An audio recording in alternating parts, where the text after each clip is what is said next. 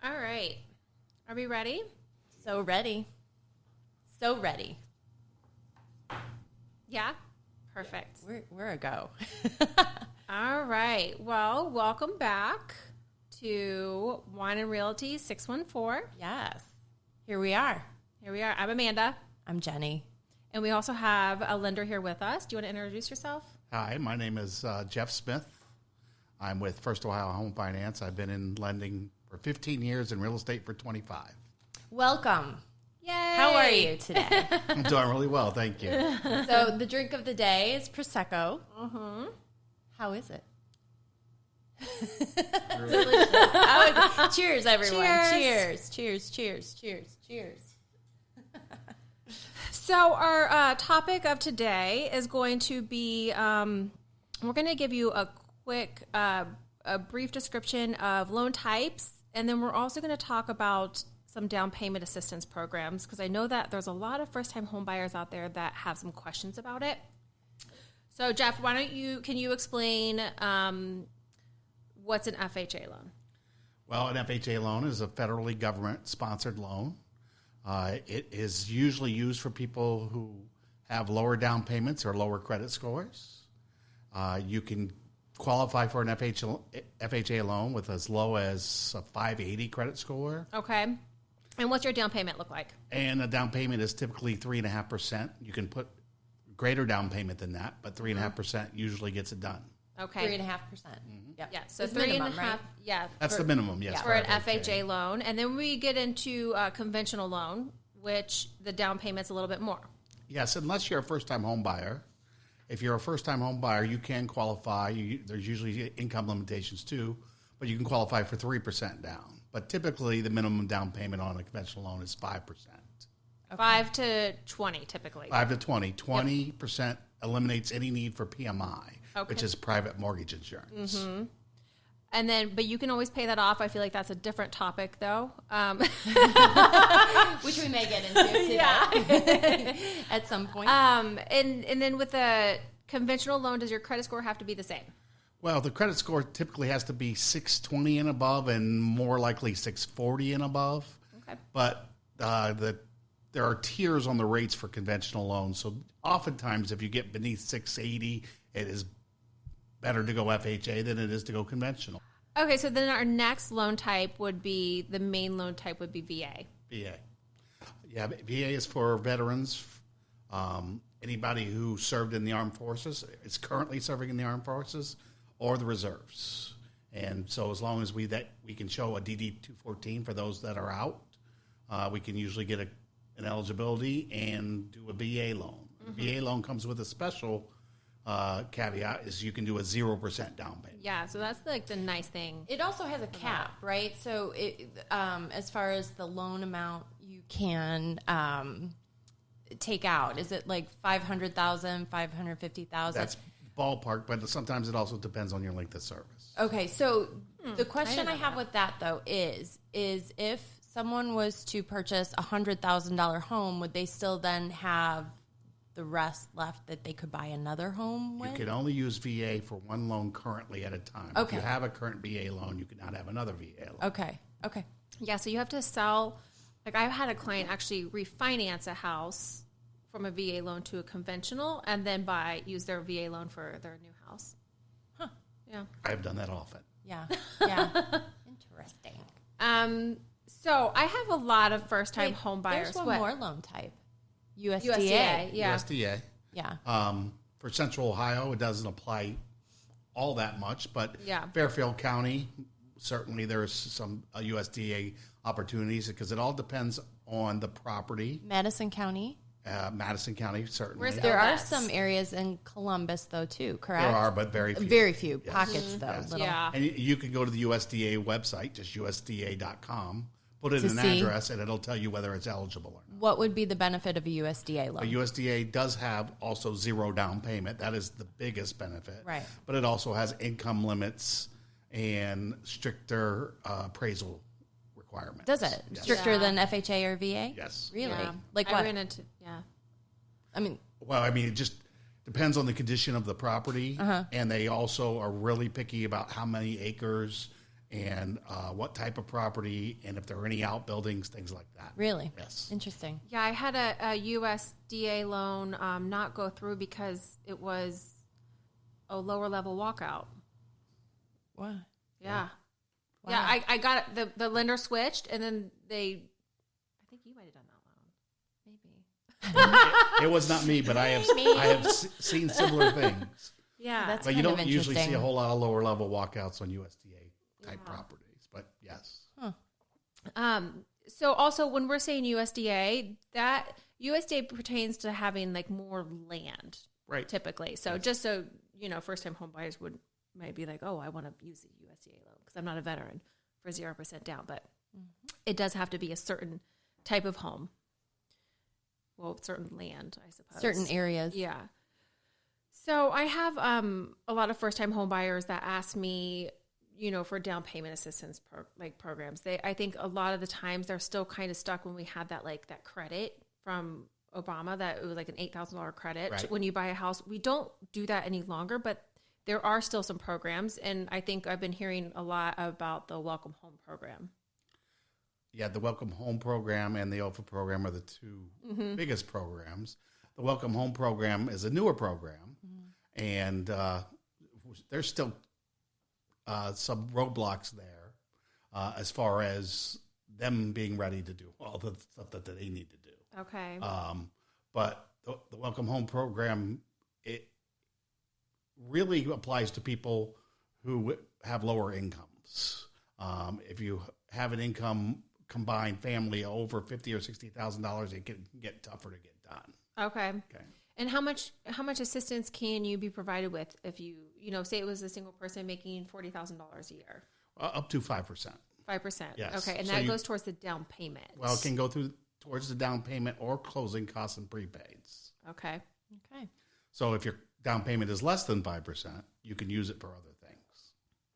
Okay. So could you use it for your down payment and your closing costs? Well, theoretically, yes. Okay. So that would be a great option for people who would have a down payment saved up, but perhaps don't have also the closing costs. They could use it towards that rather than, and I'm Asking. thinking, in such a competitive market that we're in, closing costs, asking for that is usually the first thing people are like, nope, Yeah. not going to do it. And it also enables them to keep a cushion. Yep.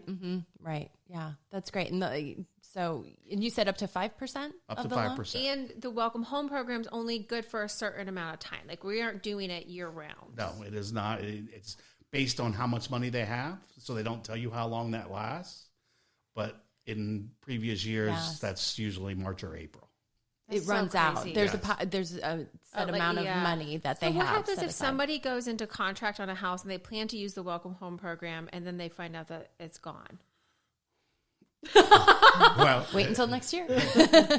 you want to make sure that as soon as you're in contract, that your lender submits to save your money, because you can reserve the money. So Okay. you should know within the day or two from the time of contract whether Okay. you can qualify for that or not. Okay. That's kind of risky. Does it get reserved for that buyer then? It does. So, so Until such point in time that they're notified that the buyer is no longer interested. So that has also happened where they tell people all the money is gone, but if you go back 5 days later, they have money because it freed Someone up for backed people out. not. Oh, interesting. it's kind of like a gamble. Yeah. And in that case, you would probably just switch to the OFA program, which has been completely funded year-round for the last 2 years. And is The last 2 is years. it I didn't know that. is it easier, or what would Well, the they're similar. The OFA program does their own underwrite and requires 3 years taxes. So that's the more complicated part of it, but it's not tremendously complicated. Is it similar in that you have to not make a certain amount for OFA? Yeah, OFA is a higher limit, though. If you're a single person, it's $102,000. And if Okay. you have one extra child in the house, it's like $107,000. So Okay. combined income in the household. And you can still get that down payment assistance. So how much with OFA can you get? Is it still the 5%? Well, you can actually, OFA qualifies you with 0, 2.5, or 5%. So many people will use OFA if they're a first-time home buyer Okay. at 0 and have their own down payment, but they grant you a great rate. The current rate on that for an FHA loan is 3.25% on a 30-year loan if you That's have really your own good. down payment. That's a fantastic rate. So that you have to have. So that means that you could use the funds for closing costs.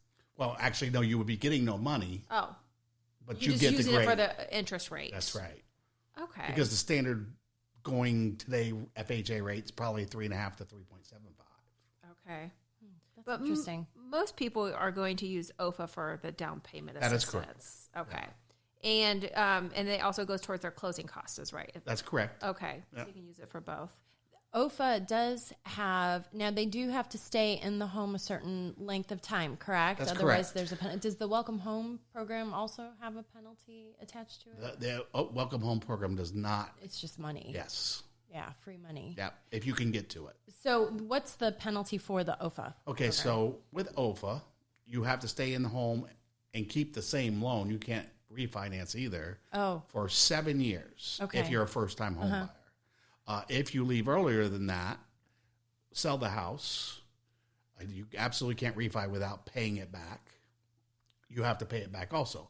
But they have come up with a new program that as long as you're moving within the state of Ohio and you can show that you move from your house to another place in Ohio, they will forgive you. Oh, Yeah. how nice of them. Yep. And it's a little different for the Ohio Heroes program, which is also under OFA, but we'll get to that. Well, let's do it. Yeah, let's talk about it. Why waste time? Let's get there. So Ohio Heroes, you qualify if you are a police officer, fireman, EMT, nurse, or teacher. Okay. And that program, you only have to stay 5 years, and they forgive 20% per year. So if you leave after 2 years to move out of state, you only owe 60% of the money back. Whereas the first-time home buyer, it's not forgiven at all unless you're moving within Ohio. Is that the same thing as like Hometown Heroes? It's Similar. similar, but it's not the same thing. The Okay. Ohio Heroes program is probably the best down payment assistance program available. Okay, and is that 5% as well? 5% max. Okay. You could do, again, 0, 2.5, or 5. Okay. Income requirement? Income requirement is the same. Okay. I mean, that's a nice incentive. That is a very nice and deserved. I don't know that I've ever had anybody use it. I haven't. I have done many. Have you? I guess we just don't work with teachers heroes. love it, and I happen to know a lot of police officers, so Heroes don't like us. I like heroes. Buy a house from me. We're kind of heroes. I'm a hero in real estate. Oh my gosh. Yeah. Is there anything else that you think that first-time home buyers should know? So many things. the most important thing, as far as I'm concerned, is get a pre-approval. Mm-hmm. And if you think you're 6 months or 8 months or a year away from buying a house, talk to a lender now and check your credit, because if there are things out there that you don't know about, it gives you time to have them fixed. Yeah. And, we have this conversation so many times with people that they're like, I want to find a house first. Well, that's just not how it works, because we're always like, get your pre-approval, because there might be things on your credit that you don't know about. You don't know what you're comfortable, because a lot of times people don't factor in, I don't think, taxes and insurance. And they're like, oh, well, my payment's only going to be $500. Well, it's not, especially if you're getting in a school district and things like that. Even downtown taxes are getting so expensive. So obviously we've had the conversation multiple times with multiple people. Yeah, and I always like to stress too, just because they're talking to you does not obligate them to make a move right now. I mean, Right. it's best to have that conversation first, see where you're at, if there's work you need to do. And you all are the lenders, Right. you are the best source for Right. getting people on track. You can tell them as far as, if they have stuff to pay off, what would benefit them to pay off first or not, or, how, I agree completely. Yeah. And a lot of people believe that they know what their credit is, and the services that are provided out there these days are a lot better than they used to be, but they're never completely accurate. they're never. Right. And you never see the whole picture unless you actually have somebody who can pull credit, which is typically just your lenders. So maybe explain